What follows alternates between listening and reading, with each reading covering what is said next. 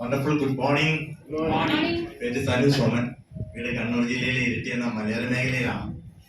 ഈ ഇൻഡസ്ട്രിയിലേക്ക് എന്നെ പരിചയപ്പെടുത്തിയത് എന്റെ അളിയൻ ജിനോയ് സാറാണ്. ജിനോയ് സാറിന് ഹൃദയത്തിൽ നിന്നുള്ള നന്ദി. ലക്ഷം മാർക്കറ്റിംഗ് എന്ന ഓപ്പർച്യൂണിറ്റി ദൈവത്തിന്റെ കയ്യൊപ്പി ആർത്തിയതാണ്. കാരണം 1000-ലധികം കമ്പനികൾ രജിസ്റ്റർ ചെയ്തിട്ട് ഇന്ന് ഇന്ത്യയിൽ തന്നെ നമ്പർ 1 ആയി നിൽക്കുന്ന കമ്പനിയിൽ അറിഞ്ഞോ അറിയാതെയോ ഈ അവസരം എന്തായാലും 2 മിനിറ്റ് എക്സ്പീരിയൻസ് പറയും, ക്ഷമിച്ചേക്കണം. കാരണം 2-3 വർഷമായി ഇവിടെ വന്നിട്ട് രാവിലെ 4:45 എഴുന്നിട്ട് റെഡിയായി വന്നത് 2 മിനിറ്റ് പറഞ്ഞില്ലേ നഷ്ടമായി. ഇൻഡസ്ട്രി കിടന്നിട്ട് 6 വർഷമായി. അളിന്റെ 4 മാസത്തെ പരിശ്രമത്തിന് ശേഷമാണ് ഞാൻ ഇൻഡസ്ട്രിയിലേക്ക് കടന്നു വരുന്നത്.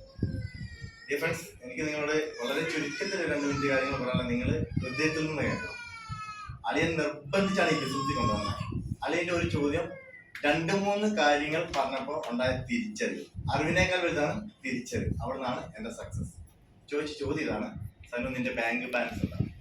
18 ലക്ഷം കടം, 4 ബാങ്കിൽ നിന്ന് ജപ്തി നോട്ടീസ്, കല്യാണം കഴിച്ചത് 3 വർഷത്തിലെ വൈഫിന്റെ 25 പവൻ സ്വർണ്ണം വിറ്റുമടം വെച്ചും പോയി, 2 പെൺകുട്ടികളുണ്ടായി, അവർ 28 കംപ്ലീറ്റ് പോയി. ആ സമയത്താണ് എന്നോട് ചോദിക്കുന്നത് നിന്റെ ബാങ്ക് ബാലൻസ് എന്താണ്. പക്ഷെ പിന്നീട് പറഞ്ഞൊരു കാര്യം ഇതാണ്: നാളെ ഞാൻ ചെയ്തോണ്ടിരുന്ന ഒരു ക്ലിനിക്ക് മേഖലയാണ്, അവിടെയാണ് എനിക്ക് കടങ്ങൾ വന്നത്. പിന്നെ പറയുന്നതാണ്, നാളെ നീ ക്ലിനിക്കിലേക്ക് പോയി, നിനക്ക് തിരിച്ചെത്താൻ പറ്റി. നിന്റെ അച്ഛനും അമ്മയ്ക്കും ഭാര്യയ്ക്കും പിള്ളേർക്കും ആരും ചെലവിന് കൊടുക്കും. 12ാമത്തെ വയസ്സിൽ ഓട്ടം തുടങ്ങിയതാണ്. 7ാം ക്ലാസ് വെക്കേഷൻ മുതൽ 31 വയസ്സായപ്പോ ഈ ചോദ്യം കേൾക്കുന്നത് എന്തൊക്കെയോ വെട്ടിപ്പിടിക്കാനുള്ള ഓട്ടത്തിൽ ഒന്നും നേടാൻ കഴിഞ്ഞിട്ടില്ല. അളിയന്റെ ചോദ്യത്തിന് പ്രശസ്തി ഉണ്ടെന്ന് ചെറിയ സ്പാർക്ക് തലേ വന്നു. പക്ഷെ പിന്നീട് പറഞ്ഞൊരു കാര്യമാണ്: സനു, ഇതൊരു ബിസിനസ്സാണ്, ഇതൊരു അവസരമാണ്.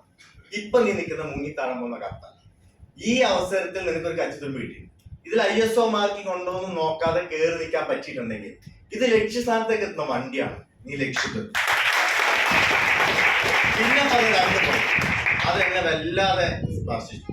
ഇതാണ്: 10 പേര് വരാൻ ബുദ്ധിമുട്ടുണ്ടാവാം, പക്ഷെ നീ ഒന്ന് ഇറങ്ങി നിന്ന് പ്രവർത്തിക്കാൻ വേണ്ടിയാണെങ്കിൽ നിന്റെ കഴിവുകൊണ്ട് 10 പേർക്ക് ഈസി ആയിട്ട് കടന്നു വരും.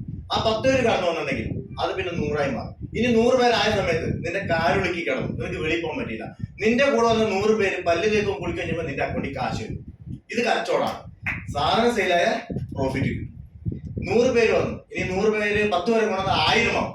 1000 ആകുന്ന സമയത്ത് സനു, നീ എന്ന് പറയുന്ന വ്യക്തി ലോകത്തില്ലെങ്കിൽ അടുത്ത അവകാശിയിലേക്ക് വരുമാനം വരുന്ന ഒരു ഓപ്പർച്യൂണിറ്റിയാണ് മാനേജ്മെന്റ്.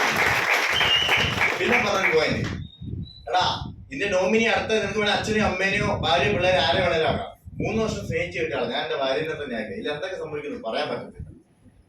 അടുത്ത പോയിന്റ്, എടാ 100 പേര് 1000 പേര് 10 പേരെ കൊണ്ടുവന്നാൽ 10,000 ആയി മാറും.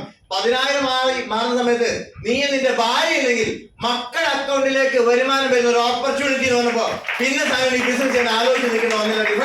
ബിസിനസ് ശക്തമായിട്ട് ഏറ്റെടുത്തു. ഇപ്പൊ കാണുമ്പോൾ കുഴപ്പമൊന്നുമില്ലല്ലോ. 10ാം ക്ലാസ് ഗുസ്തിയാണ്, കോപ്പി അടിച്ച് 190 മാർക്ക് ഉണ്ടാക്കിയെടുത്തു. സർക്കാരുടെ 2 വാങ്ങി 20, 210 പാസ്സാണ്. അവിടെ ഞാൻ 210 ഐഡിയ അടിച്ചു. 10ാമത്തെ മാസം DTC വാങ്ങിയ ആദ്യത്തെ 2 മാസം